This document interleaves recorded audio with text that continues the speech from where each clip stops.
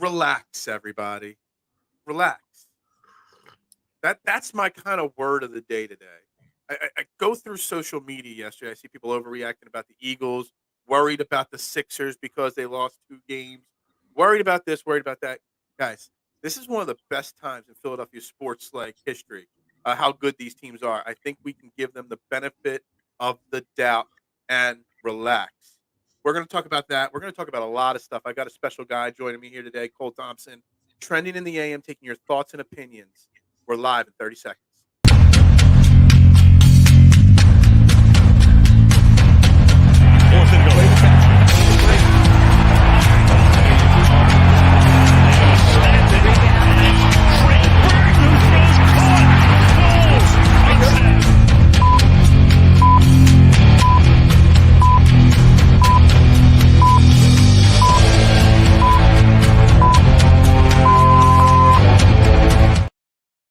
And a very good morning, everybody, and welcome to Trending in the AM right here on Philadelphia Sports Network. We're live, Facebook, YouTube. You know the drill. Those like, share, subscribe buttons, they are free to hit, so please smash them. That would greatly be appreciated by each and every one of us as we continue to grow this channel here on Philadelphia Sports Network. I am your host, Phil Stiefel. You can follow me on all social media platforms at Beard and Knowledge. And we got my main man back. I was going to joke and say for the first time because I know you got upset when I said that the last time you were on here. Yeah, Oh, my main yeah, man, the first time in a long time. Cole yeah. Thompson back on the show with me. Good morning, Cole. How you doing? It's good. It's good. I'm good, Phil. I feel like the last time I was on here, I was at a completely different school. So there's one thing. Also, I noticed we got Fox's Pizza in the ticker down there. So Absolutely. does Fox's Pizza sponsor the podcast, or the podcast sponsor Fox's Pizza? Well, I can't find an actual sponsor, so I might as well sponsor myself. I don't blame you. This whole I mean, conversation why is not sponsor myself? At least put the word out there on Fox's Pizza a little bit. Hey! This whole conversation about the ticker and everything. This is just an ad read right now. So Yeah, I mean, I'm asking for donations. I'm asking for people to come to my pizza shop. It's all about making the bottom dollar now. So anyway, what's up, Duck? How you doing? Joe Burrow might be out for an extended time, and Baltimore looks good. That's a perfect question right there. I got a lot on the agenda today. I want to talk about relaxing a little bit with the Philly sports scene. I want to get into some different things with Cole here. I do actually want to bring up the Chris Thompson story. And obviously, as we always do every Friday, we are going to predict every game. But Duck's comment here is perfect because there's a certain person named Cole sitting next to me here, Duck, that is a massive Lamar Jackson fan. Last night's game, obviously, you guys all know I don't watch Thursday Night Football because I refuse to pay for Prime. But I do know Joe Burrow got hurt last night. I don't know to the extent of it. I know Lamar Jackson looked good last night, and I know Mark Andrews, I think, got hurt last night as well. So, Cole, is Lamar Jackson and the Ravens, are they the real deal? absolutely. Listen, I don't. The Ravens reached a lot of bad luck over the last few years with Lamar getting hurt, which obviously without Lamar, the Ravens are not the same team.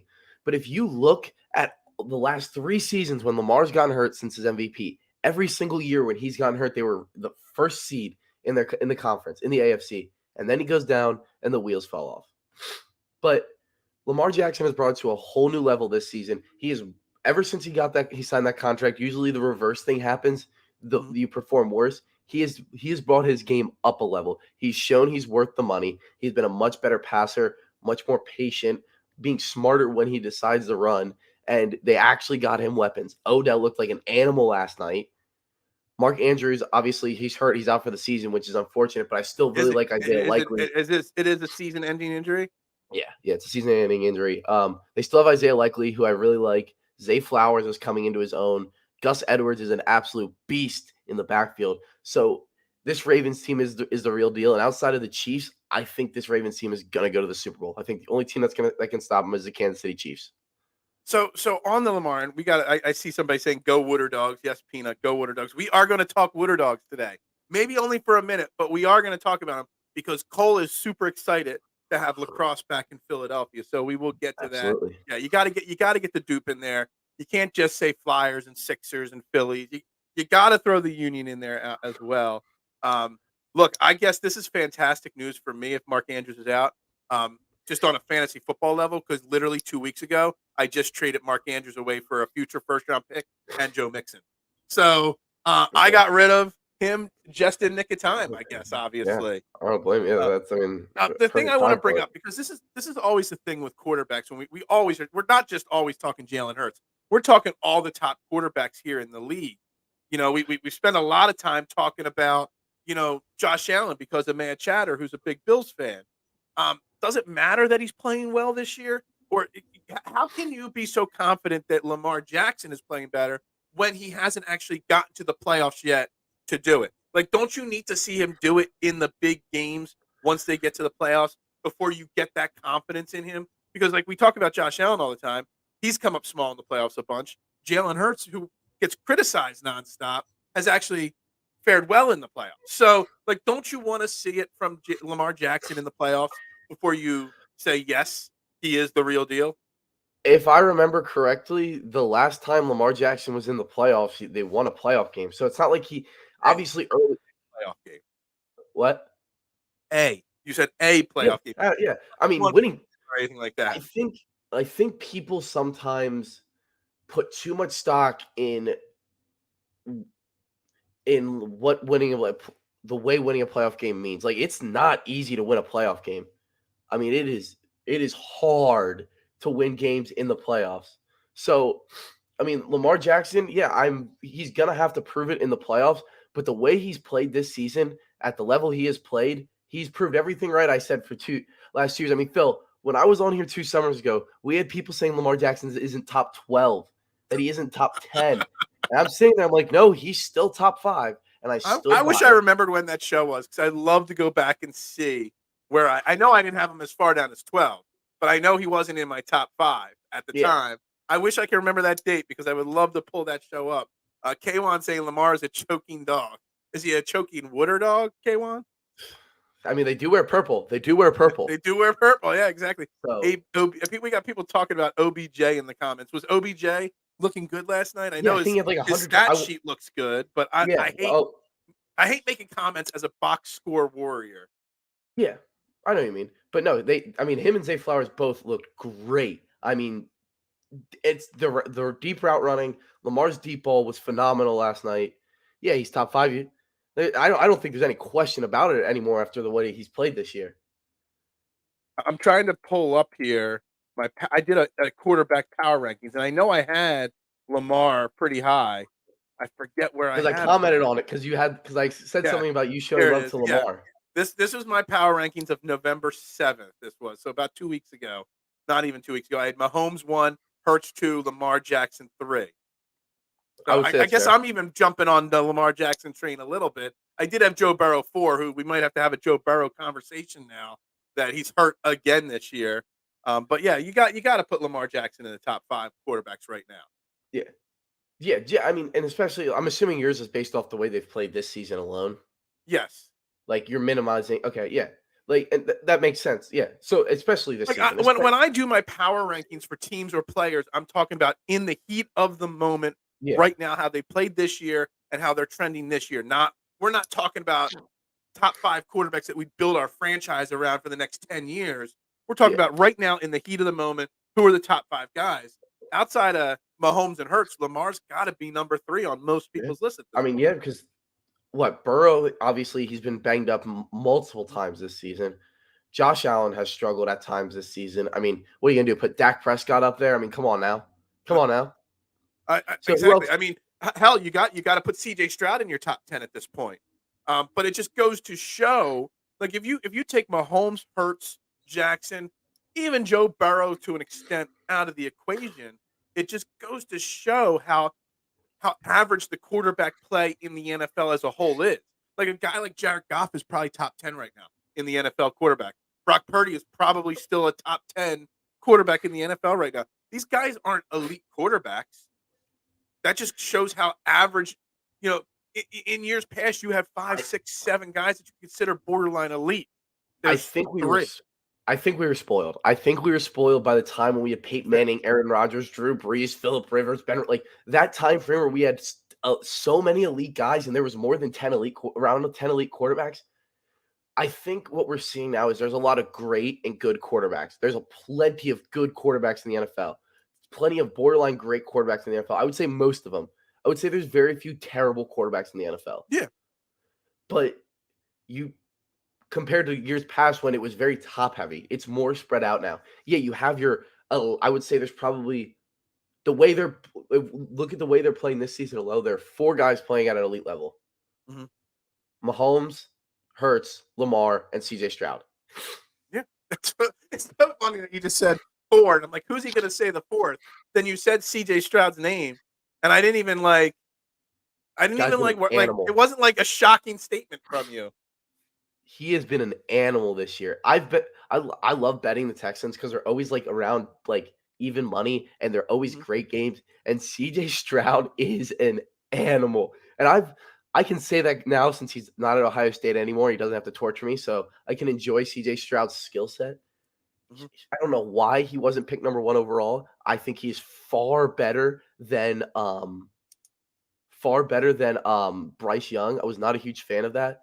Mhm. And yeah, and quarterback play is more consistent than ever. So There's is it because the thing we've talked about a lot this week on this show is the fact that the NFL as a whole is very average. I mean, you look about it, the Eagles are 8-1, obviously the best team in the league, but they're out of the 32 NFL teams, 20 of them. Well, I don't know how this changes after last night's game. Well, the Ravens did okay. So yeah, it's still the same. So after last night, still 20 of the 32 teams in the NFL have either 4, 5, or 6 wins. That's 65% of the league is average. It's because of the quarterback plays average, because the league wants there to be as much averageness to keep people, teams in it longer. Like the whole league as a whole, not just the quarterback play, has been pretty average at overall. I think I wouldn't disagree with the quarterback play part. I would disagree with the team play part though because I think it's more about the parity in the NFL.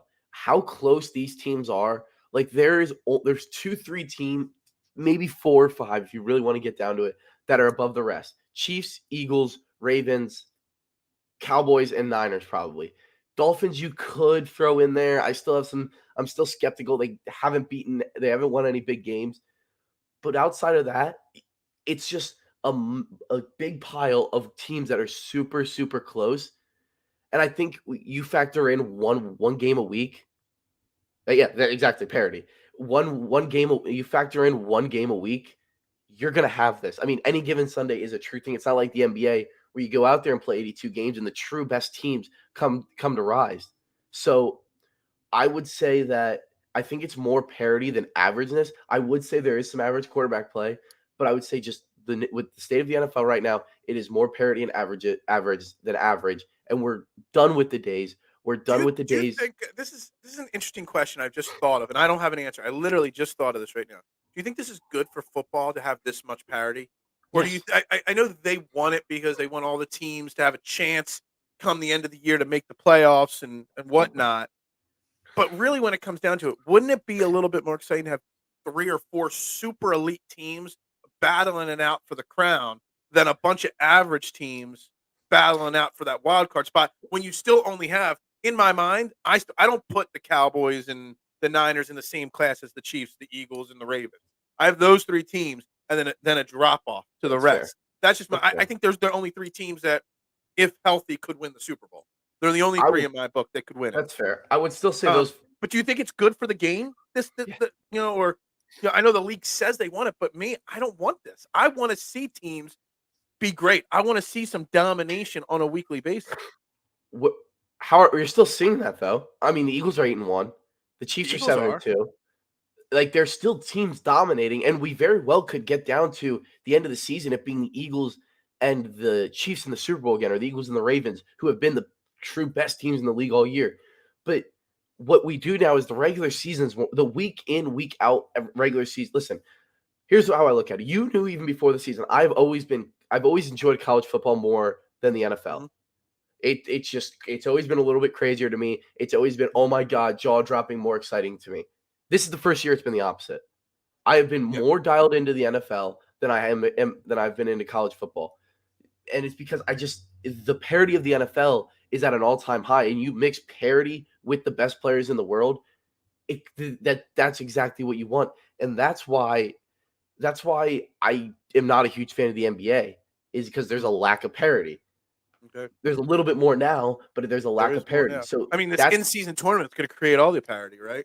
that's what Um, attracts people to college sports is the for the most part consistent parity. And I'm not saying at the top, but like the NFL this year, yeah, there is the best teams at the top, but the whole middle is so tight that it creates a parity and it makes every regular season game exciting.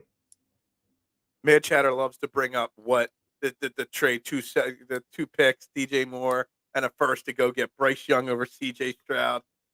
Yeah, the Carolina franchise is gonna regret the Bryce Young CJ Stroud decision for a long time. Um, Duck saying that the internet doctors are saying a stress fracture in the wrist of Joe Burrow. If that's the case, he's probably done for the year, I would think at this point. Ain't no relaxing, overreact to everything. Trade Joel Embiid. We do got to talk a little Sixers basketball today as well because man, I know we lost 2 games in a row, but the overreacting I'm seeing from Sixers fans right now, it's so insane. Like 2 games ago, we're talking about this team as the perfect team in the NBA. You lose 2 games in a row on back to backs, and all of a sudden everyone's like trade everybody. The overreacting to the Sixers is pretty insane. We'll get caught up, but we'll get back to that in a second. Parity helps the fandom. We just happen to be on the top right now, but I remember the Rich Kota years. I remember the Rich Kota years as well, without a doubt. I actually that side note, Duck. I don't know if you saw this. I don't know if anybody saw this, but talking about Rich Kota years, Eagles first round. The Eagles released a first round draft pick last night, a former first round draft pick. Um, Former first round draft pick. Uh, his name was Bernard Williams. He was taken with the 14th pick out of Georgia in 1994. Was still technically part of the Eagles, and they released him last night. The NFL was cleaning up paperwork, and this kid got suspended for marijuana in '95. Never reapplied for reinstatement. Never played again. So the Eagles owned his rights, and he was still technically part of the Eagles organization. So after 29 years, they finally decided to release Bernard Williams. Have you ever heard of anything like that happening before? I mean, that's like sneakily kind of like the Bobby Bonilla day, just without the money. Yeah. Well, my real question is, Phil, does he get a Super Bowl ring? Ooh, that is a From the fantastic. 27, is this man indebted a Super Bowl ring? Do we owe him? Ooh, Is he owed a ring?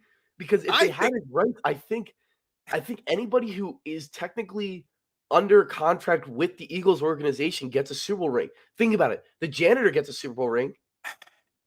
I think I need to after this show. I will be on social media tagging the Eagles in this 100 times, thinking We I need think to he deserves one. I mean, he we hasn't need worked in to, he only worked 2 years in the NFL. He could probably use the payday.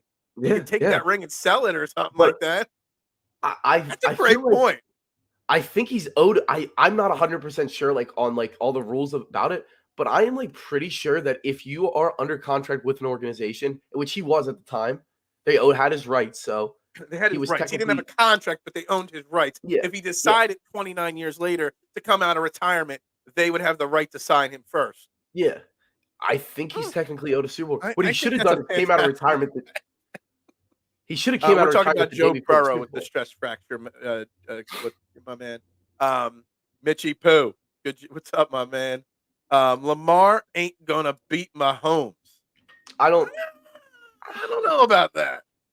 I don't know. I don't necessarily disagree to. I mean, listen, I'm not a big fan of betting against Pat Mahomes anytime. I mean, the Yeah. guy's the best. He's gonna probably end up being the greatest quarterback of all time when it's all said and done. The guy is We next got more level. comments coming here. That's funny. I watch I more agree with college Doug. basketball than NBA. I used to watch more college basketball than NBA. I don't know. I don't know about you, but college basketball, once they started changing all the conferences, when the Big East, the old Big East, when it was Yeah, UConn, Villanova, yeah, and I don't remember what year. I know in like the early 2000s, like it was Monday night Big East night on ESPN, and you would yeah, have back to back to back Big East games. Dude, I was ingrained in college basketball. Then all of a sudden they just started changing, and I think that's probably going to be my feeling with college football going forward with all these conference changing and realignments. You're losing some of the rivalries that made college sports so special. yeah. I can see. I see what you mean. I mean, it's gonna make overall the quality of college basketball better. I mean, I'm a massive college basketball Mhm, guy. Yeah, you had me on for March Madness last year. mhm. It, I would say though, I get it. I get it. I feel the same way. I mean, I miss like when I was like a little kid, like growing up, like my first memories of watching sports are watching the Big East tournament when I'm in like first Hmm. grade in school, like Hmm. running home from the bus stop to try to catch the end of the UConn and Pitt Big East game, or sneaking up, staying up late watching North Carolina and Duke. Like those are the memories I have as like growing up. It was college basketball. So Hmm. I get what you mean, though. I mean, it definitely sucks. Like, I miss the old Big East from when I was younger, but I mean, it's overall like college basketball, especially the Big East. The Big East isn't gonna be is very good this year. Hmm. So I they have honestly, I haven't paid any attention. I don't four even know what's national going to happen championship with it contenders. this year. So they have four. Parity equals good games equals money. That is accurate, Peanut, for sure. He needs those rings. Duck saying he was the oldest player in the NFL. I don't know. There might have been older. Supposedly, there was a whole list of players from other teams in the same exact boat that Yeah. never officially retired. Eagles been in the look. So he was a Georgia, Marshawn. He was the last Georgia player taken first round by the Eagles to one Jordan Davis. So they went from 94 to what was last year, 2022, without taking a first round Georgia player. That's crazy. How old is this hero? I don't know what you're talking about. Does he get the NFC Championship wins with the McNabb? I mean, if he gets a Super Bowl ring, he might as well get championship rings too, and give him everything. Mitch, Yeah. give him everything from that era. I love it. Um, they had his rights, but the paperwork was in to have him removed. They just didn't get to it. So it's the NFL. So the NFL should pay for his Super Bowl ring then, or at least put him in the pension group and stuff like that because he's not collecting a pension or benefits from what I Well, read. that's true. Agree. Mahomes will end best quarterback all time. He probably will. You know that, man, Chatter. You know my thoughts on that. Yeah, That Ravens defense was amazing last night. Was it for amazing? sure. At what point did Joe Burrow go down in? Because I'm pretty After they sure that Ravens defense would have no trouble stopping Jake Browning. So, No, they were still very like watching the game like they got. I mean, the Bengals don't have a great offensive line, but they weren't giving Browning didn't have a chance last night. The poor guy was hung out on an island. note to self: never bet on Joe Burrow. Bet on Joe Yeah, Burrow Joe when Burrow has the potential to be a great quarterback, but man, he's just hurt a lot this year. yeah, He was hurt in college a little bit as well, wasn't he? yeah he was hurt. That's part of the reason he transferred, and then he got That's what hurt I when thought. So, he got hurt his first year at LSU, and then he came back and turned into a psychopath and just started murdering college kids defensively. Peanut wants to know when you said when you were in first grade if that was Yeah, 5 years so ago or not. I saw that. Yeah. So let me address the allegations here. Yeah, I'm 16. No, I'm kidding. I'm not. No, I'm You're in 21. six. You're 16. That means if you're 16 and 5 years ago in your first grade, that means you were 11 years old in first grade. No. I am 21. I'm a junior in college. I'm 21 years old. So yes, I All right. am. Well, I am look, of look at age you to setting me up for segues here. Let me exactly. catch these last two comments up here. Duck, ever Joe was out there. The Ravens were getting at him at a consistent rate. Okay, I don't watch those games. All right, so you're in college. You're doing a lot of reporting in college. You're covering your college's baseball team, basketball team, lacrosse. Uh, you want to be in the media world when you get older. Yeah. That's Obviously, yesterday some information came out from an interview with one Carissa Thompson. I believe she works for Fox. Is she a Fox uh girl? Fo- Fox and Amazon. Fox and Amazon. And we've spent a lot of time on this show over the years talking about, the journalistic integrity, doing things the right way, the clickbait hot take topics, all these things we've talked about on a regular basis and how we want more out of our media members. But she flat out said in an interview yesterday that she just makes shit up to basically paraphrase when she does sideline reporting because it's too hard to get quotes from coaches. And she is That is under a massive, massive shitstorm right now from this. And on one side, I see what she's saying. On the other side, admitting it, I think kills the integrity of reporting. As somebody that wants to do this stuff, and I watch your college video clips, your interviews with players after games, with coaches, you're doing a great job, thank you. for a young Appreciate man that. at it. I love watching it. But would you ever consider just making shit up just to have a story? Listen, I I feel like it got taken a little bit out of context with the clip out. When Okay. she said is sometimes coaches will either A, just not take an opportunity, like will ignore her, or B, Hmm. won't give her anything. Right. So she said that she has certain very stereotypical, like basic phrases that she says just to get because you can't not give Right. something. I don't think it's right. Now, I will say Carissa Thompson's on Fox. She's on Prime, and you could say it's just because of the way she looks. You could say you could say that. I did. She's very talented. Very talented. Oh, shit. We lost Cole there. It was such a hot topic. We lost him. Oh, he's back. Okay. What'd Anyway, you I don't do? know what that was. I don't know what that was, but yeah.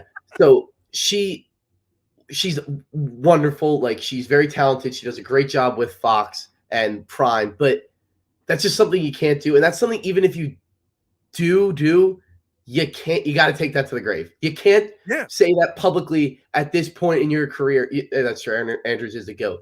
But you can't say that publicly at this point in your career if you expect to, still be considered reliable. I think she damaged her credibility a lot by saying it.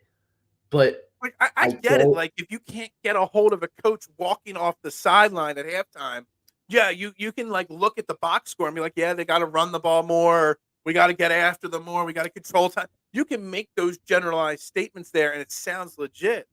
But just saying it, I've seen people supporting her saying, yeah, we do it too.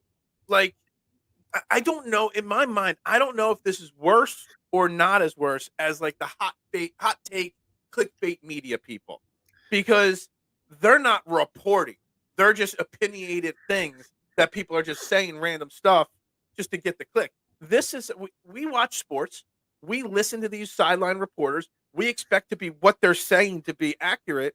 You know, I don't know. Maybe there's room for someone like her to just say, when she comes back from the sideline, I couldn't get a hold of the coach, but this is the feeling coming off. Like you could phrase things a little differently instead of just trying to pass made up stuff up as fake or as real. Yeah, no, I completely agree. I mean, I've never done it. Now, also, I've never done it. Fox cut you off. That's what happened with your computer. Yeah, There. exactly, They exactly. heard you mention Fox and Chris Yep, Thompson. They were cutting exactly. us off. I have never done it, but also I've always been in on the fact that the coaches know that's coming and they're required by our athletic departments to respond and not be try to minimize them being, assholes if needed. But for the most part, at both schools I've been at, coaches have been phenomenal about talking and everything. Have had no issues, just for the record. Just want to put that out Yeah, there. no, I mean, and you know what? You say your coaches are required to do it. Like in the pros, I mean, somebody's got to talk. Somebody Yeah. after every quarter in the NBA, whether it's the head coach or an assistant coach, has to talk. Yeah. During the playoffs, we talked about it on this show how I didn't like how the players had to do interviews in the dugout mid games. But you know what? That's part of the contracts that they have to do that stuff. You know what I mean? Like so. Like if you really wanted to, you could get that in. You could get something. You could get a quote from somebody running off the field. Anybody. If you can't get a hold of Nick Sirianni running off the field at halftime, I'm sure somebody on that Eagles sideline will give you a quote. I just think I don't know. I was really shocked that she would risk, whether it was taken out of context or not, the way she said it really, really. I'm not surprised that it happens, but it kind of was shocking to an extent. Listen, I'm also going to say this. I'm sure she's not the only one. I'm No, I'm sure she's sure. not the only one. Well, Mr. I don't have thankfully the way the class schedules work, you don't really have class Friday, so that's a plus. Dude, But after freshman year, I never had classes on Friday either. Once I got to choose my class schedule, yeah, never had classes on Friday. and I don't take classes at 8 a.m. either. Yeah, who wants to do that? Exactly. I try to take I did. One full year. I believe it was my junior year. I only had classes on Tuesday and Thursday. I started at like 8 a.m. and went to like 7 o'clock at night. And that way I had Monday, Wednesday, and Fridays all off. I would have a 4-day weekend every single week. That's not a terrible idea. I'm going to start doing that, actually. That was if you can make your class schedule fit into it, and if you can handle the long days, you just do 2 super long days, and then you have 3 days completely off. Hey, it helped me because I had to work, through college, and it also gives you plenty of time to enjoy partying on the weekends. Yeah. I mean, I get lucky. Good idea, isn't it? I know, but I get lucky. Not only are we talking sports here, I'm helping Cole manage his college time a little bit better. Yeah, I get lucky that I work for the school, so I can get away with missing class to go to work when needed. So I get lucky on that front, but that is not a terrible idea. That is not a terrible idea. If it's just a rote statements like coach will have to fire this team up, coach needs to adjust it. This is the kind of quotes that she's talking about. She would give these quotes, but say they were coming from X, Y, or Z, person from Yeah. the team. She was basically just making generalized statements. I think she even said in because you're saying there's like a little clip that's being blown up, but there's a bigger interview, and I watched a bigger piece of it, and she just said she's got a list of notes that she uses that if she can't get a hold of someone based off of what the game is happening in the game, she's like, all right, well, this score's 20-17. All right, I'm going to go with this quote. If the score is, 30-0, I'm going to use this quote. You know what I mean? So it's basically what she's doing there. And Only required to speak post show. Okay. She's never she said it herself. She doesn't it's nothing bad ever. It's nothing bad. Like she's done this for years, she said, and she's never got in trouble because the coach is probably here and go, oh, whatever, that's fine. Like I don't care. But yeah, it caught me off guard. It definitely caught me off guard. All right, I'm gonna turn off my light behind me because I had to switch to my computer camera and the glare is bugging. Carissa also goes back and forth if she should get a new job. Oh man, we don't want to go there, right? We don't want to go there. Not sure if it's league or the network, so don't get So I don't know how the rules work with that. They were talking brings up the integrity of reporting. We actually learned about that in one of my classes recently about the whole sideline reporting thing. I believe what the way it was taught to me was that you can't interviewers can't interrupt during play. They can go in between quarters, in between innings, whatever. And I think the coaches are required by the league to. Some leagues it is. I think on prime, like the NFL, I think on prime time they are. I think if it's a 1:00 game, they're not. Most of them do it anyway. Like most coaches are pretty Nick Sirianni will not speak to anybody at halftime of games. He makes sure that one of his coordinators is available at all times. I think it's part of the rules with the league and the networks and stuff like that. Just like with baseball, when TNT or TBS was getting the playoffs or renewing, they had it put in their contracts that somebody from every team would have to have a mic on in the dugout every game. So those things that's to the casual fans, they enjoy that interaction with the players and the coaches. To diehards, me, I don't know about you, but I hate it. When Kyle Schwarber is in the dugout talking in the middle of an inning, when he's trying to focus on a game, I feel like they probably don't want to do that, but it's part of the job now. I'm interested for different reasons. I'm interested more about the fact, I love the obviously because I want to work in there and whatever. The way they go about asking their questions, the way they run their interviews. I'm more focused on the way the reporter handles themselves than the actual interview themselves. Yeah. When it's the Eagles, you're using it more for study and learning for yourself as your career progresses. Yes. So, yeah. But I get what you mean. I think some of it is a little too far. But at the end of the day, it is what it is. You have She has a podcast with Erin Andrews. I wouldn't even have known that. I kind of think Erin Andrews is overrated. I won't lie. I know a lot of people like Erin Andrews. She's a little overrated. She's okay. She's nothing special. Sideline reporter is the most made-up job ever. It possibly is. To an extent, you've seen a lot of networks get rid of sideline reporters. Not NFL, but I know Taryn Hatcher is doing it for Philly right now, but there was a stretch of time where they did away with the Sixers sideline reporter, the Flyers, ice reporters and stuff like that, just because it was a extra thing that they could cut to save a little bit of money. I don't get it. She is the weakest of the current batch of sideline reporter, but still solid. So I don't understand why she would. Yeah, I don't understand why she would even think necessary to say this. What was the heat of the moment that made her say this? I don't know. It was the podcast she was on. She was on Part of My Take with on Barstool, which they have a weird way because it's a super relaxed podcast, and they love that. And they ask the questions that you would never even think to ask sometimes. They have the most random guests. You remember that video of the lady on the plane who was from over the summer, who screamed on the plane this motherfucker's not real or whatever? Oh, yeah. Yeah, she was on their podcast last week. They just do the most random, they have the most random guests on. So I think it's just you get super relaxed there, I assume, and it led to her saying something. But at the end of the day, she definitely is not the only one. I can So, guarantee that. so here's the question, because I see a lot of people, and I think this is taking it too far.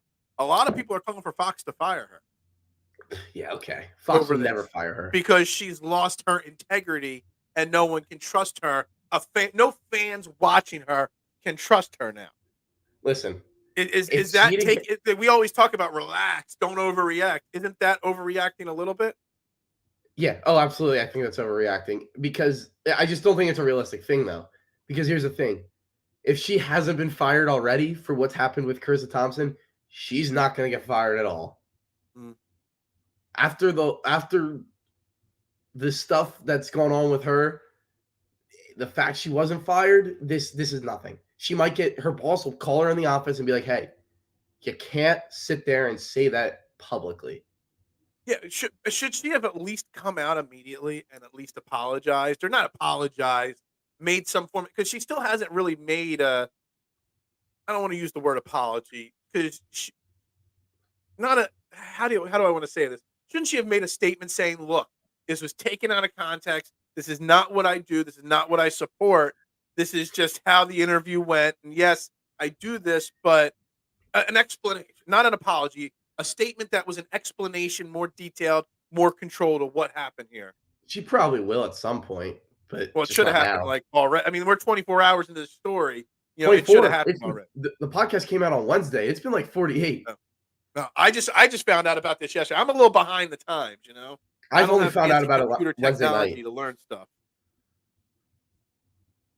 Like, All right, yeah. let's see I here. mean, but Catching up on the you're gonna news. get Could you imagine getting interviewed while making pizzas for a big order like Phil? Are you going to have enough sausage for 12 pizzas? Back to you, Cole. Honestly, I get this happening all the time. Peanut. People will call the pizza shop on a Friday night at 6 o'clock. Hey, I know you're probably busy, but I would like to talk about placing an order for 3 weeks from now for a couple pizzas, and I want to get some pricing. Well, you don't call a pizza shop and say, "I know you're busy, but can we talk for a little bit?" yeah. It does actually happen, and I'm gritting my teeth when it's happening, but I'm Yeah, I'm using sure. my I'm sure fake. you're like, yeah, of course you Yeah, can. it's called my fake customer service voice, Cole. Yep. Hey, I hey, pretend to be man. this great Every good customer service. businessman's got one. Yep, I went to college to play football. Apparently, people go there to learn things. What a novel idea. Uh, would you watch that show? What show? I don't know what that's talking about. I gotta get caught up here. Peanut. Phil never has a shortage of sauce. Oh my god, Jeez. Jesus! It Well, only took 37 minutes for a comment like that to pop into this show. Tell host your brain's still developing until age 26. Try to lay off the trees. me. Yeah, I don't know what he's talking I about. would. I. That's the one thing I don't do is the trees. She's not retiring. She will put out a statement and backtrack some of what she said. Absolutely agree. But she should already do that. She Oh, won't even get a trees. suspension. She probably won't Unbelievable. get a suspension at all. If anything, she'll make a statement at the beginning of her next broadcast game. Just That was wants to last night. say, clear the Her air. first broadcast after was last night. Oh, was it? Yeah, because she's the She host of doesn't. the Prime pregame. See, I don't watch Amazon, so I don't. Did she say anything on Amazon about it? I didn't watch it, so I don't know. I didn't watch the pregame. Yeah. All right. Nah, she will put out a statement now because it is now popping. Yeah. See, obviously, Duck, it's just popping now because I just learned about it yesterday, and Cole's saying it happened on Wednesday, so I didn't even know about it. Can we talk about the Eagles now? K1 gets very fidgety when we talk about anything non-Eagles related on this show. Like I can just imagine K1. K1's real name is Kenny Gainwell. Kenny Gainwell watches this show on a regular basis. It's his burner account, K1. But he just sits there and he starts shaking like this. If we're not talking Eagles, he really doesn't like it. I'm Now I want talking pizza. Yeah, everybody should want pizza. I hope everybody buys pizza. I'm a Caucasian man, but I'm the phone. Yeah, everybody is a Caucasian man when they're on the phone. Taking that's comment of the day nomination right here. That's No, yeah, Chud, yeah, oh I no. gotcha, man.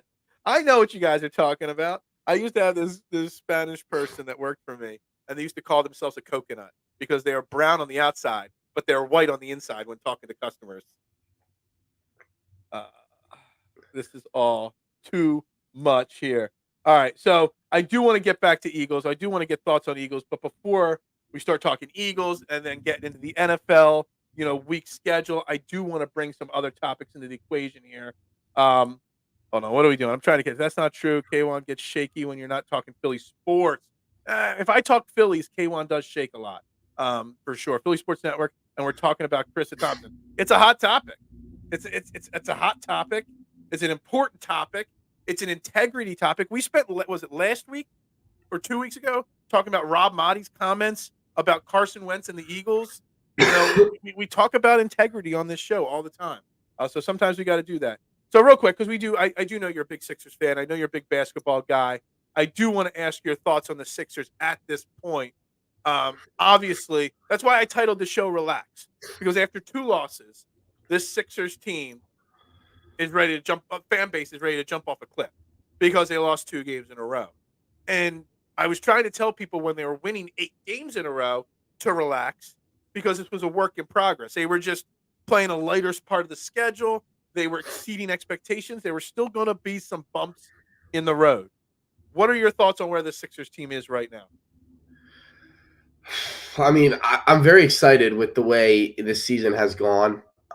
It's been a banner start to the season. I was very, very out on the Sixers to start the year. I was a fickle, we'll say a fickle young man about it. I was very angry. I had no interest in watching them this season, and I was like, all right, I'm going to give them a chance. And I mean, Tyrese Maxey, shout out Scotty, because I would go back and forth with Scotty sometimes about how I didn't necessarily believe Tyrese Maxey is going to get up to superstar level. I think maybe star, all-star, but I wasn't 100% sold on Tyrese Maxey being that guy. I was wrong. Tyrese Maxey is that guy. The guy he's a walking bucket. He's brought this team to a whole new level. The way they are coached is phenomenal. Nick Nurse has done a banner job. Like I knew Nick Nurse would do better than Doc Rivers, but Nick Nurse has just done a phenomenal job, especially on the offensive end. Embiid seems to be having the most fun he's had in a while. He seems to be enjoying this, which was good because I was a little nervous. But the bench has played well at times. I've been impressed with the bench. At the last few games, obviously not as much, but early on in the season, You're missing 2 guys, 2 key pieces in the last 2 games. Batum, in Oubre and Batum. Yeah. I mean, obviously we have the whole Kelly Oubre situation. I don't know what. How do you react to that, man? Like it's been what, 4 days now, 6 days now, and we still don't know anything about this situation. It was funny. Like I was at a party when when the first broke, and the whole party like stopped to talk about it. Like it was nuts. Like everybody was so confused on what it was one of the most wild things I've ever heard. And then it comes back out that it might not have been true. And then he did get hit by a car. Like then he walked. How they got his doorbell footage, I have no clue. TMZ has some insane sources. From what I've learned, Ring doorbells are the easiest thing to hack. So maybe TMZ's just got a guy walking around hacking people's doorbell cameras. I don't know. Or they have a guy. That or they have a guy at Ring. That could be possible too. That works for Ring. That could be possible as well. So that's probably what happened. Look, this Sixers team as it is, like you had to expect some hiccups. I mean, they're learning a new system. You got a new coach. You got a lot of moving parts. You didn't get rid of Harden until the season already started. So you're integrating new parts. One of those new parts is dealing with something outside of basketball. So he's coming and going. You had to realize that there's being 8-3 at this point of the first season under Nick Nurse. However the wins and losses came in whatever order, if you would have told me before the season started that we'd be 8-3 right now, 11 games in the season, I would have said, give me that contract. I'll sign it right now and accept that. Yeah. 8-3, you split with the Celtics. It's like you went out there and you split with the team that's beating you constantly. So it's a great start to the season in my opinion. And yeah, I mean, they have the Hawks tonight, the Nets, and then the Cavs. So I don't like to put a lot of stock into November NBA basketball. I don't. It's silly. So people are saying you're too young to know the answer to this question. What's better, Godfather or Goodfellas? They're saying you're too young. You probably didn't watch either of them yet. I want to say I've watched both of them once. The fact that you have to say it like that just totally Yeah. embarrasses yourself right there. But you know what? I'm gonna trust my father on this. He tells me Goodfellas is better. Absolutely. Your father's smarter than you, obviously. Well, Goodfellas, yeah, to my answer dad's the also question in the older than comments, me. Goodfellas is better than Godfather. Hell, Godfather isn't even the best Godfather movie. Godfather 2 is better than Godfather 1, in my opinion. Just to Someone stir the said pot a little. Godfather 3 was up there. No, Godfather 3 sucks. Calm and mild. I always have an yeah, okay. I don't even know what some of these sometimes I fall behind on these comments so much I don't even know what they're talking about. Favorite mob style movie is 80s Scarface. I think Duck Scarface is the most overrated movie of all time. It is not that good. Godfather 3 is the best in the series. Yeah, I see the laugh at the end there. No way. Yeah, Marshawn is trolling without a doubt. Okay. I Um, okay. Stop smoking crack because that crack smoking statement. Yeah, basically. Um, if we were in Rich Aaron's shoes and not get all worked up because 2 Chainz said I'm rich, I don't even know what that. Sorry guys, some of these comments aren't making sense. Andy Garcia was awesome. No, he was not. See, I Andy didn't. Garcia was I'll say this: I'm never was a big movie guy. I've always been okay. a TV show guy. Like that's always been my Okay. thing. TV shows over movies, and I've barely even watched those. I've always just watched sports. Like just like that's all Yeah. I watch. Every Yeah, once in a bro, while, I I was watch the same way as you were at that age. You know, I got like as I got older, I got more into movies and yeah, and TV, also but like the big movies of my like lifetime. Yeah, I've seen those, but like ones from before my yeah. time, I See, haven't. Cole, I was like you too, and then I had in high school, I had a teacher quit like early in a school year. So our class was a communications class, but there was nobody to teach the class. So Yeah, it turned into a movie class, and the teacher that ran the class just like, look, this is my lunch break. We're just going to watch movies all year long. My final was writing a top 10 movie list of all time, and that that's was fair. it. That's fair. That was the whole class, and everybody got A's in the class, and all we did was watch classic movies all year long. So I that got me kind of turning the page to appreciating more stuff. Yeah, Ring doorbell was made in China. Yes, that pretty much answers the ring question. It was good, but not good enough to save Godfather clicks. Um, Sophia Capella, yeah, ruined Godfather 3 for sure. Celtics down 2 starters and we lose bad. Just takes some of the air out of it. Yeah. I want to mention something, and there's a lot of talk about Joel Embiid and is he going to be different this year or not? Cole's cried recently, but we don't hold it against him. You When did cried? I cry? I don't know. When's Um, the last time I I don't cried? know if you saw this, but somebody shared a picture. I'm sure you know Kyle Newbeck. He's one of the beat reporters for the Sixers. Yeah. He's really big on social media, and he's one of the reporters, covers the Sixers. You know, he's at every game, he's at every Yeah. practice, and he put out a tweet after the Celtics game. Joel Embiid needs to be better, and Joel Embiid liked and shared the tweet out. Didn't make a Yep. snide comment. Did not make a laugh. Like he didn't like deflect whatsoever. I think that shows a little bit of difference, a little bit more maturity in this Joel Embiid version than others, because older Joel Embiid versions would be swinging this into a joke, would be making a sly comment or Tons of whatever. athletes would. Tons of athletes would Yeah, have fallen but Joel back Embiid on just liked it and is using it probably as motivation to be better because this season he has to be better. tons of people would have fallen back. Tons of athletes would have gone to the stereotypical well, I'm in the pros and you're not. Like, okay, yeah, that's fine. And Danny, like we know. But Embiid owning it, I'm very sad to hear that, Doug. I'm sorry. Like, there's nothing I can do. I was just being honest. Like I listen, I'm not Italian. I'm not from an Italian area. I'm from Amish country. So like it's just like I know my dad loves Goodfellas. I know I've seen the movie with him, but I want to say I was too young to remember exactly how the movie It's went. on like 300 times a day on different channels, just so you know. What okay, let me ask you, It when's was the last just time on you had last night. I was watching it last when night. do you think's the last time I had a cable box in my house? That's true. That is true. That is true. Yeah, I do have Yeah. cable still. Just that scene in Goodfellas when he takes his wife, his then girlfriend on a date. He gives the guy to watch his car $20. What, you're just gonna leave your car there? It's better there. Somebody opens the door. He gives the guy 20. You just gave the doorman 20. It's okay. They walk through the kitchen instead of through. They walk past the line.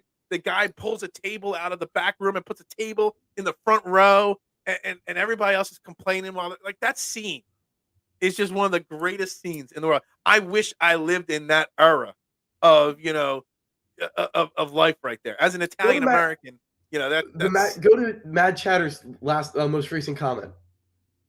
what Cole calls himself, a good Italian. Forget about it. I said no such thing. I know that's a line from that's a famous Italian line to forget about it. Yes, I know. Forget about it. You got to give it. Forget about it. Yeah, I can't. I'm not Italian. I'm Irish, German. I'm a lot of things, but not Italian. Yes, I will always hate on Godfather 3. Sorry, I just will. Scarface is really big in the 80s Vietnamese community back then because of the modern immigrant experience. My family had more of the Godfather immigrant experience. Okay, that's interesting. I just think Godfather or Scarface is overrated as a movie. Google Nest doorbell camera is American made. The microchip inside might come from China, though. That's some good microchip knowledge right there. Ever seen Carlito's Way? Carlito's Way is a fantastic movie. It's crazy to think that Joker never looked this bad against a specific team player. Joel needs to nut up or dominate. What is it with Joel Embiid? It doesn't matter who the coach is, who the stars are, who the backups are when the stars aren't playing. When we play against the Boston Celtics, we've always talked about Joel owns real estate in this guy's head or that guy's head. Well, the entire Boston Celtics franchise owns all the real estate in Joel Embiid's head. What is it with Boston? No matter who the coach is, no matter who the players are, they got him every time. Yeah, I mean, sometimes it's like that. I think that again, it's the Celtics probably 1 through 13 probably have a better roster than the Sixers. Yeah, they've had a better roster than the Sixers the last few years. They've been better coached, but yeah, I think that's the one thing holding Joel Embiid back right now. His kryptonite is the fact that he can't get by the Celtics. That's the one thing he can't get by the Celtics. Marshawn's trying to put himself in timeout mode for a little bit here with this comment here. I don't have bad takes. I have right takes. Benny from the Bronx. Oh my God! Come on, Phil. Anyway, but all right. So what are we at here? We're at 8:52. I'm trying to time this show out here today to make sure I cover everything. And there's a new sports team, and I know you're a lacrosse guy. Okay, I know you love your lacrosse. Luke Cornett really outplayed Joel, and yeah, that is pretty embarrassing. You're a big lacrosse guy, and I know you are so excited that the National Lacrosse League? Premier Lacrosse League. Premier Lacrosse. There's so many lacrosse leagues. There's a new league that's got a team two. coming in Philly here, the Philadelphia Waterdogs. Is this the same league that the Philadelphia Wings were in? No, that's okay. So the Wings are still. There's so much lacrosse. I don't know what's going on with lacrosse. I'll give you a little history. I'll give you a quick rundown of it. So there's always been 2 leagues: a box league and an outdoor professional league. Okay. What you're going to see on TV most of the time is going to be outdoor professional lacrosse. Box lacrosse is what the Wings are in. So the MLL was a professional lacrosse league, basically most of my life, and it's lacrosse, so they weren't making a ton of money. It was terribly marketed. Mm-hmm. One guy owned half the teams in the league. That's weird. Yeah, but they didn't have owners. So Paul Rabel, who I'm sure you know who Paul Rabel is. I've heard the name. I don't know who he is. Yeah, he's like he's bigger than what Michael Jordan was to the NBA. That's how he is to lacrosse. He's bigger than that. I've never heard of his name. That tells you how well lacrosse is marketed. But that's because of the sport. I'm not saying he's bigger than Michael Jordan, but he's bigger to lacrosse than Michael Jordan is to basketball, or LeBron is to basketball, or Muhammad Ali is to boxing, like that. So he banded together with his brother, and who wasn't a professional lacrosse player. He was a Dartmouth business grad, and they created the PLL, the Premier Lacrosse League, in 2018. They got a ton of players from the MLL, like most of the best players in the world, to come join them. When they first started out for the first 5 seasons or so, they didn't have cities. They had 6 they expanded 2 teams over time. They started off with 6. They would travel city to city throughout the year to gauge the markets and to be able to let every fan see every player. Because the league was small enough with the traveling model, they were able to do that. at some point they were going to have to to go to cities, and this is the year they went to cities. So they picked their six. I would say they let fans vote. They based it off their market ratings and whatever, and they picked eight cities or regions or whatever to put teams. Obviously, Philly was always going to get one. The championship's been in Philly Oh, every year except one. Philly is a good lacrosse. I mean, I don't remember. So I'm trying to remember the history of the Philadelphia Wings. The Wings went away for a little while, or did the Yeah, whole league go away for a while? no, just the Wings. Okay, back before they went away the first time, the Wings were a really good team. They were winning titles and they were selling out whatever the Wells Fargo Center was called at that time. Yeah, I remember in college, the Wings was a hot ticket for college kids because it was something to cheaply do and cheer on. Um, yeah. so Oh yeah. lacrosse is kind of a sport that Well, does thrive yeah, in and Philadelphia pretty it's well. very big in like the suburbs of Philly, like Yeah, like the Chester area, Chester um, County, yeah, yeah, Chester yeah, County, Bucks County, like it's big in all those areas. I mean, some of the best teams in the state, Malvern Prep, Radnor, Springfield, all are in the Philly area. right. So Philly's probably the third biggest hotbed in the country for lacrosse. Baltimore, Maryland being one, Long Island being two, and then it's probably Philly. Right. So they were always going to get a team. It's probably the biggest city. This is an interesting question from Duck here. Is there a way to get it to at least the level of MLS? I think over time. I mean, it has grown so much over the last 5 years. Like these players went from they they would practice in parking lots. They would make $15,000 a season. They would have to have secondary jobs. Their post game meals would be Coors Light and pizza, which sounds awesome. But when you're a professional athlete, it's not. Now Yeah. every single player is making a livable wage. I think the minimum salary is like 52,000 or something like that. Most of them, and every player got a stock in the league. Another keynote about the PLL: owners were a big problem with it last time. There's no owners. Barstool, like part of my take, has part ownership of the Waterdogs, but they don't have any decisions. They just have part ownership for branding purposes. Okay. So, which is great because what they do is the league assigns head coaches and whatnot to teams, and then they're like the general managers too. Now, the Waterdogs come into Philly off of very successful start to they came in the second season. They weren't in the first season. They were an expansion team the second season, and they come in. They've made back-to-back championships. They won 2 years ago. They lost in the championship by 2, I believe, this past season. They come in with a kid named Michael Sowers, who's one of the best players in the entire league. He's a Philly product. Andy Copeland, the head coach, phenomenal. So the Waterdogs are going to come in and instantly be great. I mean, the Is there a great thing about TV deal for this league? it is, so they used to be on NBC. So it used to be NBC Gold/Peacock, and then NBC would play on TV, I believe, 3-4 games a season. Their Okay. goal was always to go to ESPN. Okay. ESPN picked them up after, I believe, before last season, not this past one, the season before, 2 summers ago. And now every game is on ESPN Plus, which most people have ESPN Plus. And um, I don't. then I know, but then now they expand every year. I believe last season, 6 of the 11 weeks they had a game on ESPN, Mhm. like an ESPN network, whether it's ESPN, ESPN2. And now I think this season there's going to be at least one game on an ESPN network every week. They were getting games on ABC. Because Their that's how ratings, you grow a yeah, sport is you put them on TV, you put them out there. MLS's growth was when they were on TV yeah, regularly. I kind of feel yeah. like MLS's growth has stalled now that they moved Mhm. to Apple TV or whatever network they're on now, whatever streaming service, which isn't available to everybody. You know what I mean? So is it simply just staying committed to putting the product out there in front of people? That's how you market it the best. Yeah, and people in the lacrosse community love to make fun of Paul Rabel because he's very corny.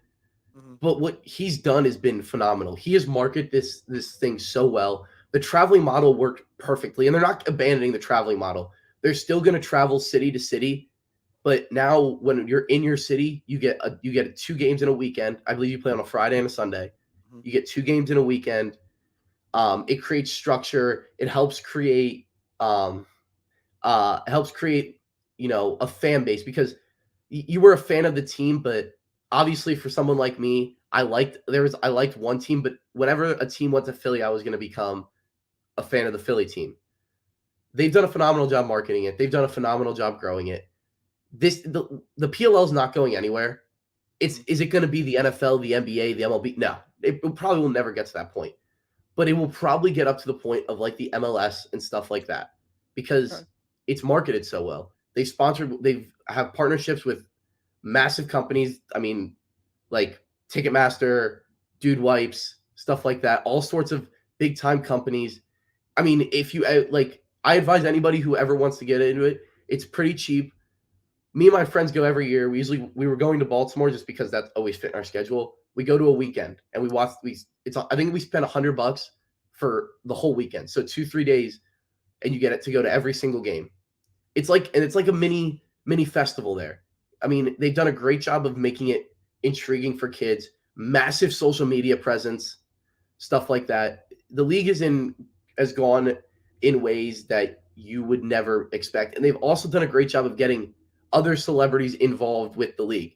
Kevin Durant has a stock in the PLL. They did some street lacrosse event in New York at the end of the summer. Kevin Durant was there. Method Man as a part. He has a stock in the league. Bill Belichick and Robert Kraft make an appearance at the PLL every single season. Dan Orlovsky, big into the PLL. Drew Brees. So they've gotten guys to go out there and be able to help grow this league. So I would just say, yeah, the PLL is in great hands. I think, obviously, I'm not saying that the Waterdogs are going to become like the level of the Sixers and the Eagles, but I think that they can come up to, not right away, but they can come up to where the Union are. I think that's where they can get. And I think it's in, yeah, I know, yeah, that was the thing, but still, again, a big name. There's more people that know lacrosse information than they let on in the comments section here. Oh my God, yeah. I mean, we got to pause. There's an outcry in the comments about the hard reset. We try at 9 o'clock to always reset and refresh the show here. So let's do that. You're watching Trending in the AM right here on Philadelphia Sports Network, guys. We've only got 9 likes on YouTube, only 2 on Facebook, guys. Not good enough. Core 12 Unite. Hit that like button, that share button. It's free to do. I'd greatly appreciate it. You're watching it. I'm Phil Stiefel. We got Cole Thompson. We've talked some football. We've talked some lacrosse. We've talked some basketball. We're going to get back to the NFL. There was no premature reset today, guys. Just a little late reset today. Cole, right back to it, though, my man. Yeah, so I would just my advice for anyone who wants to get into lacrosse is it's very easy to follow because it runs off the a very similar system to the NFL. It's not like the NBA where there's games every night or whatnot. It's very structured. It's very structured. Okay. It's very easy to get into it too because of the traveling model. You get to see every team play. You get to see every team play at a location every weekend. And really, the PLL is going to do that. They're going to ride that out as long as they can until they have like 12, 16 teams. And it's like, okay, we cannot have 8 games in 3 days. Like that just isn't going to work. There's what, 8 teams right now, right? Right now there's 8, yes. So they started off with 6, and then after the first season, they added the Waterdogs. That was the bubble. They were the first league back after COVID. They did a great job with that. And then I believe once they bought the MLL out, they brought over the Cannons, who were one of the most famous teams in professional lacrosse for a while. They brought over the Cannons. So, yeah, I mean, there is a documentary on Paul Rabel's whole situation. I'm not expecting people to watch it, but if anybody go watch it right now, everybody. No, listen, I'm just saying, like, it's a great way to, just understand. I mean, he went through a lot. It's called Fate of the Sport. I know it's on ESPN. I mean, he went through a lot to make it happen and put them in this position. So, yeah, I'm very excited for it. I love that. It's a very entertaining sport on TV, but yeah, it is more entertaining in person. Obviously, I'm biased. I think what they need to do is they need to spend more time educating the country on the sport. Like, I'll watch it; it's entertaining, but I don't know any of the rules. You know what I mean? So I really need to find more time to learn the game to understand what I'm actually watching.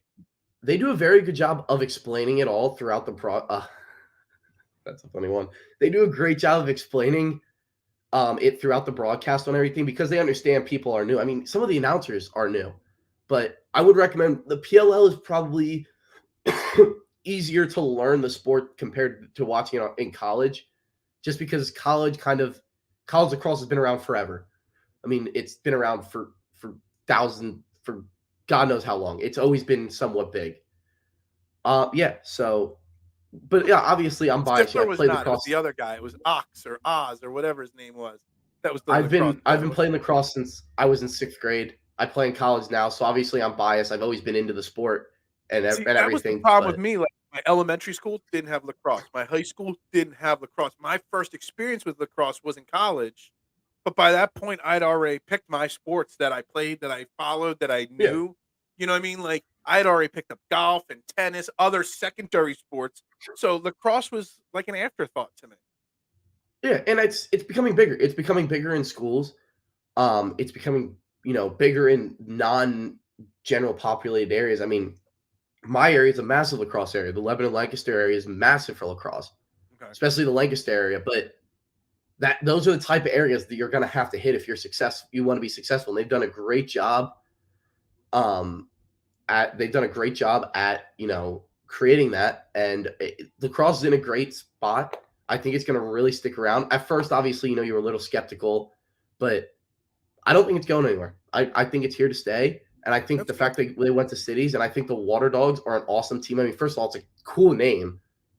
They The they colors really are missed out awesome. by not calling it the Waterdogs. WOO. Yeah, I know.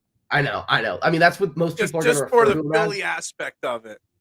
Yeah, I know. But yeah, that would have been a great. I mean, I think that would have really stuck well. It would have got a lot of people interested. But yeah, and I think now, here's the thing. What the MLL did wrong is they tried to market to adults. They tried to market to like full grown adults. Mhm. What the PLL has done is they've tried to market to water. I'm not from Philly. It's water. That's the way. That's the way I It's say it. It's water. water. Like It's I water. understand the accent is water, but It's I water. say water. I'm from Amish country, man. Like that's how it was always said around me. It's The water. MLL marketed to full grown adults and all that. It was very corrupt. It was like an afterthought for all these owners and companies and whatever. The PLL has done a great job of marketing to kids, but they've also done a great job of not overdoing it, because sometimes you can oversaturate like marketing to kids. Mhm. They've done a great job of not doing that, keeping everybody interested. I mean, even at their events, they have a beer garden. I think it's $25 and it's a wristband. All you can drink the whole day. They have a great job. They Sold. have I'm tons of coming. I'm coming. exactly. I'm serious. Yeah, it's $25 and you stand in the beer garden. You can drink all day. They have games there. They have TVs there. I mean, they have music. It's like I said, the games are going on. But if you're new and you just want like a good time or whatever, just like experience something new, it's not just sit down and watch the games. It's not like when you go to an Eagles or a Philly game and you sit in your seats and watch the games, because that's not what's going to attract kids, or Yeah. not what's going to attract new viewers. You're going to have to bring something else. They've done a great job of that. The Waterdogs are a great team to have in Philly. I love that Michael Sowers is a member of the Waterdogs. One of my favorite players, Zach Tucci, he's another one. Phenomenal goalie in Dylan Ward. But yeah, this team is going to be very, very fun to watch. I'm happy we got a very good team early on, because if we got one of the struggling franchises, it might have decreased viewership early, but Philly got one of the best teams in the league. So Marshawn's running out of lacrosse references. Peanut can't believe we got 20 minutes of lacrosse talk. I can't believe it, Peanut. And we have like barely lost any viewership during this. If I talked Flyers for 20 minutes, the show would have one live viewer right now. So, more power. There's people that want to at least hear a little bit of this yeah. lacrosse knowledge. Yeah. All right. Enough lacrosse. We got 20 minutes left in this show. Let's get back to football, which rules the day. Let's look at this week's schedule of Sunday games. I know you're a big gambling fan. I know you love placing your bets and your wagers. Let's look at the Sunday games. It's something I do. I don't look at any of the games till the show on Friday, which is probably bad as a bettor. I should be looking at the lines from the get-go, and I don't What until book? Friday just for show purposes. But What book are we'll you do looking at? that. Then we'll get your thoughts on Monday Night Football, Eagles, Chiefs after that to wrap this show up. So I'm going to roll down this list here. We'll start with the first 1 o'clock game on the ESPN schedule. It's Steelers at Cleveland. Cleveland is only a 1-point favorite. You got Deshaun Watson now out for the year. Steelers are the quietest 6-3 team in the league. Who you take in this basic pick'em game here? And what are your I'm thoughts gonna on go it? with this. I'm gonna go with the Steelers. Yeah. The Steelers continue to impress me week in and week out. Mm-hmm. Kenny Pickett is a very weird quarterback because he will suck for 3 3/4 and basically the entire fourth quarter. But if you give him the ball in a one-score game with 2 minutes left, he's gonna go down there and win. Somehow he's as clutch as they come. I think over the last 2 years he's like tied for the most game-winning drives in the NFL for a quarterback. He's the anti-Justin Herbert. Justin Herbert is a very talented quarterback and is great, but he doesn't. When it comes to the 2 minute drives, he doesn't get the job done. Kenny Pickett's the opposite. This defense is going to keep them in the game with. I don't know if DTR or PJ Walker is starting a quarterback for the. I'm not. I'm in shorts, but no socks. I am going. The dogs are out right now. My water dogs are out right now. I do not know if you can legally bet in Missouri, Kyle. I do not know that. Probably But most yeah, so I'm states gonna you take the can now, Steelers. but I'm gonna take the Steelers. all right, Steelers in game one. Second game on this list here, we got the Bears. Maybe Justin Fields is back. Going to Detroit. Detroit's 7.5-point favorites. Tough division game. By the way, I agree. I take the Steelers +1 in the first game. I'm taking the Lions and the points because if Justin Fields plays, the Bears are worse with Justin Fields than without him. So Yeah, I'm gonna take the Lions as well, just because the Lions, their offense is so good, and I don't trust the Bears defense. I love the over in this game too at 48. okay. I try to love the Bears. I try to show love to the Bears, but every time I do, they continue to let me down. So I'm going to take the Lions on the points. All right, next game. We got Chargers, who are 4-5, going to Green Bay, Lambeau Field. For the Packers, Chargers are 3-point favorites. It's a perfect opportunity to put Marshawn's comment. Justin Herbert is the Embiid in big games. I'm taking the Packers and the points See, I'm going because the opposite. I just don't. I'm only doing it without even thinking of the game. I'm just anti Justin Herbert. It's a game he needs to win. He has to win. Which when he has to win a game, he typically doesn't. So I'm just going to go with the Packers aren't a good team, but the Chargers, Justin Herbert's just not clutch enough for big moments, and it's a big moment for them. Dude, I've been burned one too many times by the Packers this season. I have been Oh, burned so much. I probably won't bet this game just because I got burned Yeah. by the Chargers a couple times too. But if I had to take, I'd probably take the Chargers on the points. I'm just going to go with the better team. It's only a field goal, so I'll take the points. If it was 3.5, I might consider the Packers, but at 3, I would definitely probably go with the Chargers -3. The Packers they're terrible. They're terrible, man. How they have 3 wins? Real quick, before we even get on to the next game, 2-second answer. Do you think Jordan Love is the answer in Green Bay? No. I think their luck of going from Favre to Rodgers, has ended, and Jordan Love's not the answer there. Yeah, I mean, if you look at their wins, they beat the Bears, they beat the Saints by 1, and they beat the Rams. I mean, they don't have great wins. No. They're a bad team. All right, next game at 1 o'clock, we got the train wreck Las Vegas Raiders against the very confusing Miami Dolphins in Miami. Miami's 13-point favorites. That's a huge line. There's some people that are calling the Dolphins now all of a sudden soft. And I'm kind of believing it. The Raiders are not a good football team. There's a train wreck. They showed a little fight now that they moved on from McDaniels. 13 points is a big number. I'm not calling a Raiders win, but I'm kind of sort of into the Raiders +13. Yeah, I'm taking the Raiders +13. They might win this game outright. That head coach there has them right. He has them right. The Raiders are sneaky good. They're not flashy. They're not gonna be world beaters, jump off the paper. They might sneak into the playoffs, but dude, these guys they're sneaky good. That defense has some studs on there. Their head coach, I believe it's Antonio Pierce, has done a phenomenal job of whipping these guys back into shape and putting them in a phenomenal position. I'm going to take the Raiders +13. I would hope the line would maybe move to 14. If I can get that at 14.5, I'm going to throw my entire student loan debt on it. I'm kidding. That might be worthy of an alternate bet. Yeah. The people that said this, Marshawn, I'm so over it. Duck loves the Raiders +13 as well. Me too, Duck. Dolphins been Gerber's baby food, but they're 6-3, and this is just proof that the NFL is so average because Dolphins aren't a great team, but they're 6-3 right now I mean, their in offense this is league. great.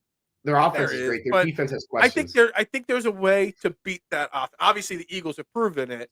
There's a game plan that could be had to slow down that Dolphins offense, and that blueprint is out there.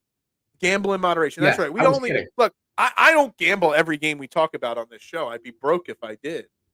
Yeah, listen. I'm very responsible in my gambling. Trust me, I'm very responsible. My You're a dad has a college tight kid. look You on it. have to be responsible My about it. dad has a tight look on it. My dad has threatened to pull it out from under my feet in a second. And I and everyone's like, "Oh, you're 21. You can do what you want." Yeah, I live under his roof, so no, I can't. The That's a second, yeah, smart man. yeah, You're a smart man. Listen to dad. yeah. All right, My next dad's game. word is Division. What's my that? dad's word might as well come from God himself up to this point. So I love it. I love it. All right, division rival Giants train wreck obviously versus the Washington Commies. Commies are a 9-point favorite, and normally I would sway away from that big number in a division game in the NFC East. But the New York Giants and Brian Dabble, I have said here once, I've said it here 100 times, have absolutely quit. They might not win a game the rest of the year. Washington wins this game by double digits. I think 9 points is too low of a number. Washington's not great, but the Giants have quit. I agree. I agree. I'm taking Washington minus 8.5 here. Listen, if there's very few people I have soft spots for in our division, but Sam Howell's one of them because that kid he's good. He's good. Mhm. He just doesn't have a lot of help on the defensive side of the ball, and they traded away their entire help system. But I'm going to take the Commanders minus 8.5. Yeah, I'm taking that all day long. Another division rival. We got the Cowboys going to Carolina. Cowboys are 10.5-point favorites. Cowboys win this easily as well and cover that line. We've seen it time and time again from the Cowboys. They are great when they play bad football teams. Like the Cowboys, I mean, the Cowboys should be better than they actually are. I Yeah. think they do cover here, though. I mean, they have the talent to be. They're missing something, and I'm not even saying like it's Dak Prescott. I think it's more Mike McCarthy. But their defense is very good. I know they lost Trayvon Diggs, but their defense is very good. They have the star power on offense. I mean, CeeDee Lamb's having a great season. I'm gonna take the Cowboys minus 10.5 here. Yeah, I agree. Next game, 1 o'clock game still. We got 2 more 1 o'clock games. We got the Titans traveling to Jacksonville. Jacksonville's 7-point favorites. I don't know what to make of Jacksonville. They lose early in the season, then they go on a big 4-game winning streak, and now they're losing games again that they should win. 7 points is a big number, but the Titans, they're not a good football team either. And I don't even know who's their quarterback right now. Will Levis, is he still starting for them? I don't Yeah, even know. I mean he's You kind of have to take Jacksonville here, don't you? no. I'm gonna take the Titans. The Titans love to play close games. Wow. Okay. I'm gonna go just because I think this is more of I've liked what I've seen from Mhm, Will Levis.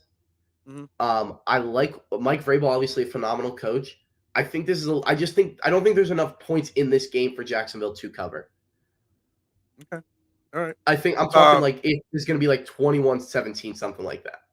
okay. All right. We got the red hot Houston Texans home against the Arizona Cardinals. The final 1 o'clock game on the slate. Houston is 4.5-point favorites. I guess I'm going the Texans here. I don't think the Texans are as good as people think. The Texans are a very good team. They're exceeding expectations, but they're still a young rookie-ish team. But I don't think this is the moment when the Cardinals beat them and whatever. I guess you kind of still have to roll with the Texans for now at this point, right? This is very tough because I love watching the Texans. And I think CJ Stroud's been an absolute animal this season, but I'm gonna actually take the Cardinals on the points here. Not that I don't think they win, but I think just the Texans aren't good enough to win by more than 5, in my opinion. I think it's going to be another one. I think it's going to be something like 28-24. Cardinals looked pretty good with Kyler Murray last week. Yeah, So considering he hasn't played all year. yeah, they get Kyler Murray back. I'm going to take the Cardinals I'm going to take Cardinals on the points here. Cardinals plus 5. Okay. I hope that All right. line moves to like a Yeah. 6.5. It's a great I think a teaser lot play. of people betting the Texans at that 4.5-point line. It's a great teaser. Yeah, it's a great teaser bet too. Like it's great if you want to do like a teaser with them and the Chargers. I think that would be great. Get the Chargers at +3. Get the Cardinals at like plus 11 My or something. go-to bet, you bring up teasers. A lot of people hate teasers. because I you love can't make as teasers. much money on them.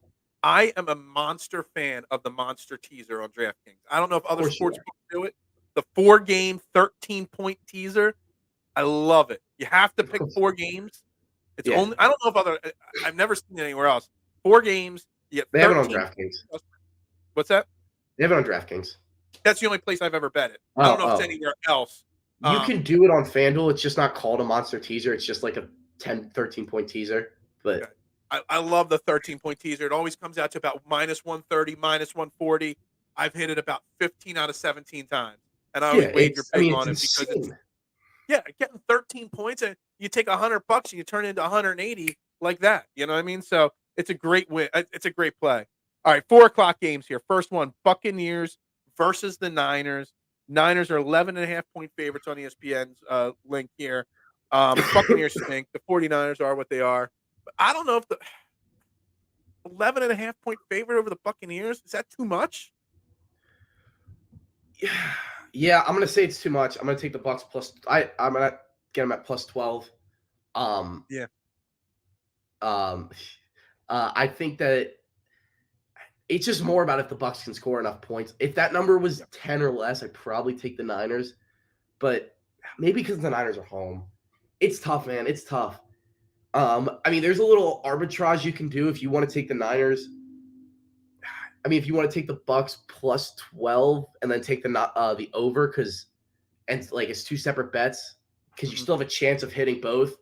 But it's tough, man. It's tough because It's not a bettable game in my opinion. We have yeah, to it's make picks on this show. That's what we yeah. kind of do every Friday, but that's a tough one to pick, really. I'm staying away. I'm staying away from that. I'm There's a definitely staying lot away of from. games this week on the betting card that are like so last week we talked there was just a lot of bad football games, but there were a lot of easy bets to make last week.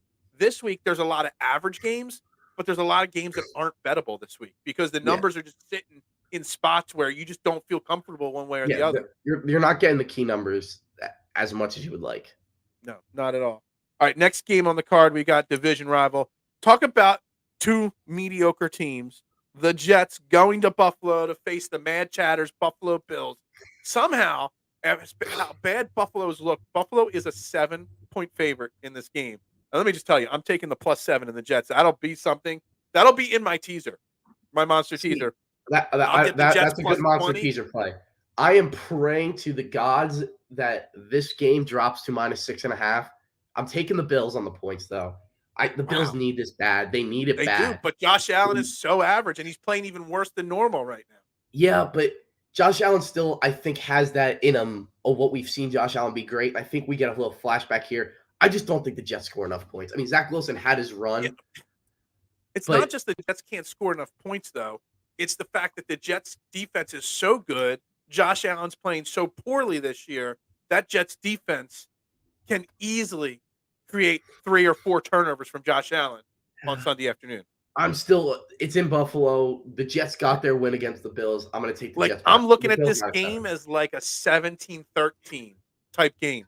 Really, really low scoring, really, really close. So 7 points to me is just far too much in this game. That's fair. That's fair. Duck agrees. Take the Jets and the points, but Buffalo wins. I think that's the way it is. And Mad Chatter, you watch every Buffalo Bills game.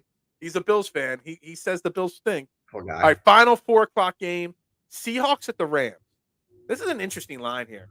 ESPN's got it at Seattle in LA versus the Rams. Seattle's one of the best NFC teams. The Rams are 3-6. Seattle's only a 1-point favorite. That just screams confusion out my mind. What do you think of that It's game right there? it screams trap. I It love does, this. doesn't it?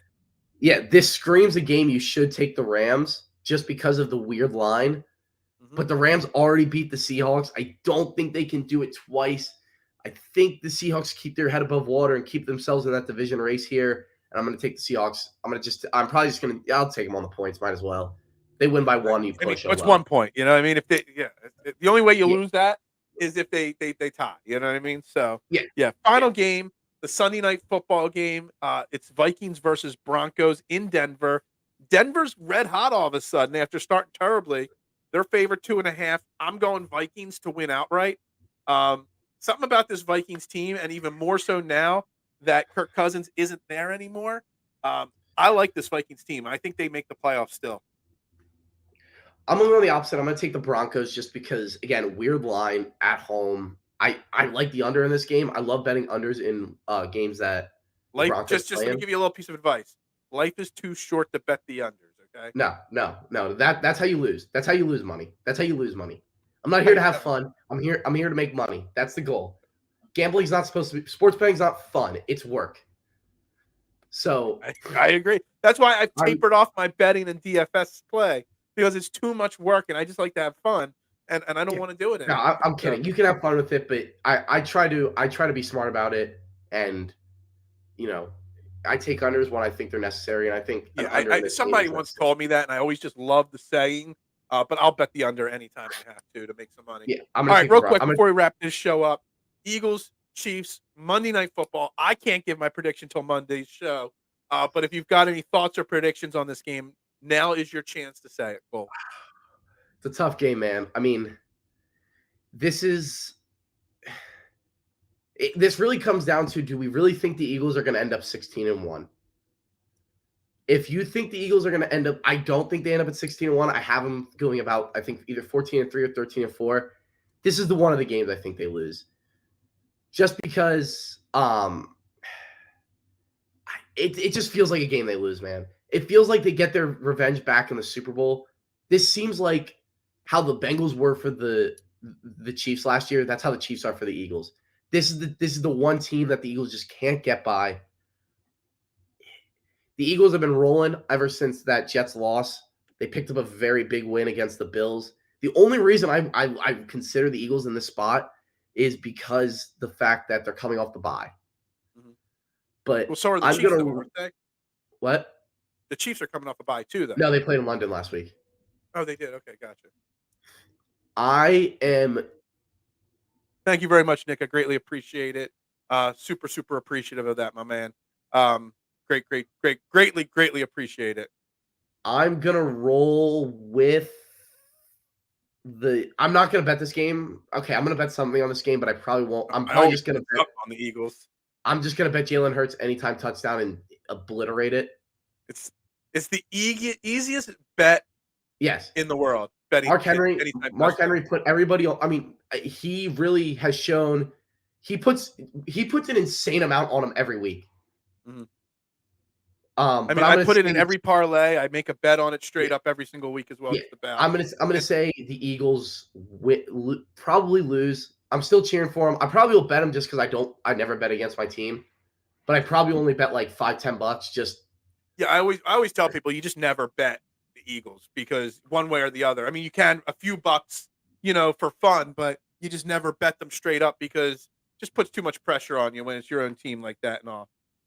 Yeah, Again, thank you very much. The chat has been great today. yeah, you I guys are never bet on awesome. Philly You guys are teams because it's hilarious. heart over brain.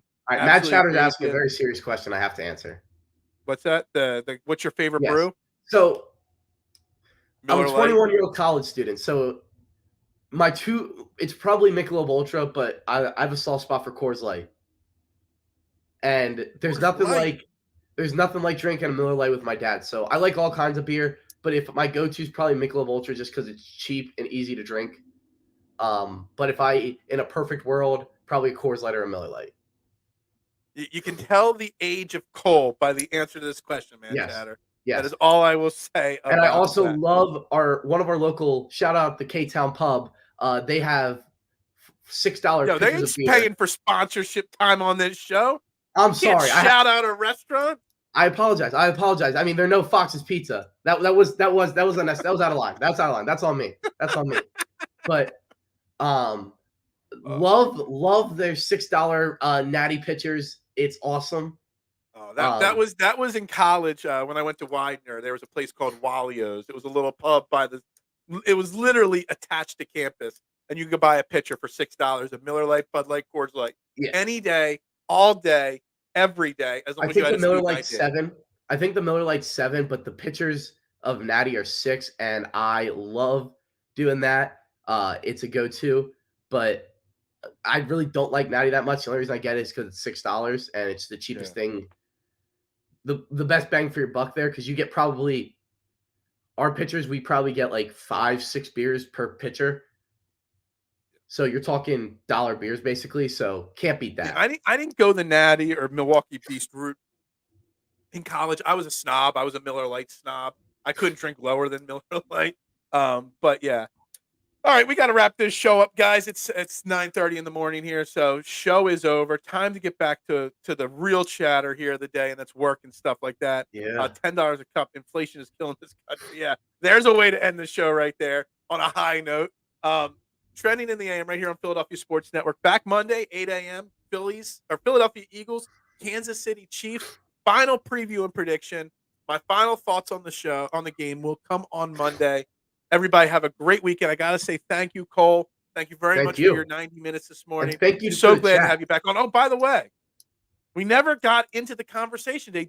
Flowers on a first date or not? Oh, Damn it.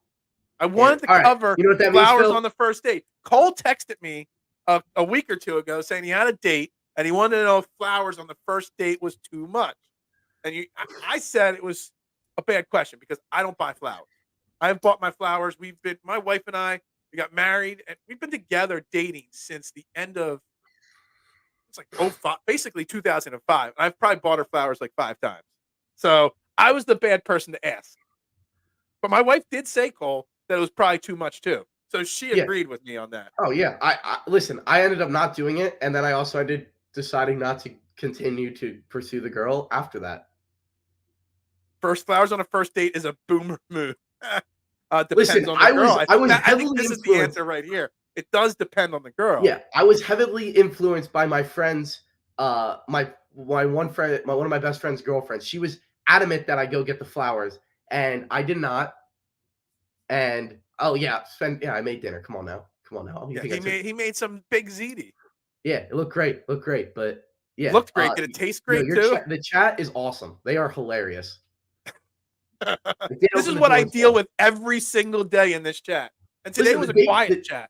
The date went well. I don't want you guys to think it didn't go well. It's just I'm a little, how do I put this in the most? I'm a little too selfish right now to. It was You're a college kid, man. You got sports, you got work, you got a job, you got so much going on. You don't need. Yeah, and also tied down for my last 2 years of college, and I regret it to this day.